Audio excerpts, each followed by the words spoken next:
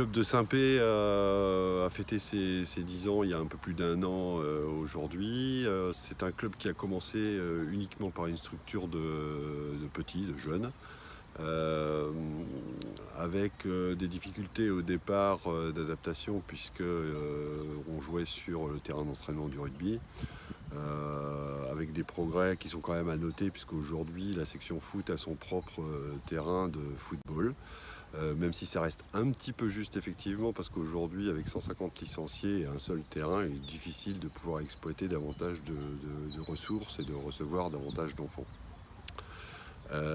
C'est une section qui se porte plutôt bien au niveau des jeunes, qui a progressé également au niveau des seniors, où on note quand même des résultats qui sont intéressants dans toutes les sections quasiment. Donc on peut dire aujourd'hui que c'est une bonne école de football ici. On ne va pas dire qu'on est des habitués des trophées fonds d'action. Notre but en fait est de créer chaque année un événement un petit peu différent pour que les enfants puissent trouver un attrait dans un programme qui est éducatif. Il y a 2 ans, nous avons créé Eco-Training, qui était la gestion en fait du déchet ou la compréhension du déchet avant de le jeter. Ce qui nous a valu un grand prix national au Trophée Fonds d'Action. L'an dernier, on a eu un peu moins de succès avec permis de conduite, même si c'était un sujet qui était abouti sur la volonté d'apprendre à l'enfant à se déplacer en connaissant les rudiments en fait, du permis de conduire ou du code de la route.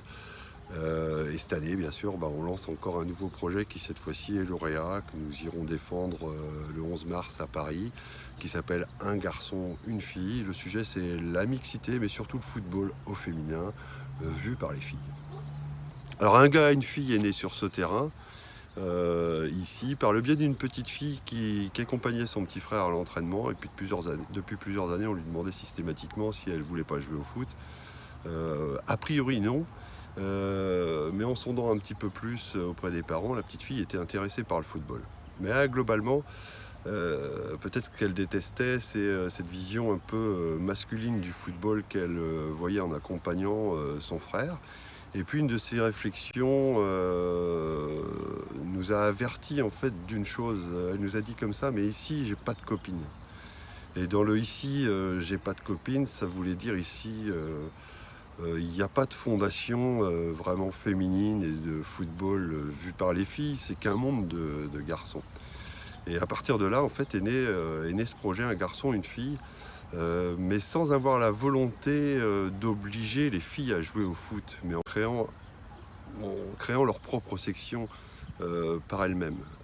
Donc un monde de filles éduquées aussi par des femmes ou des mamans.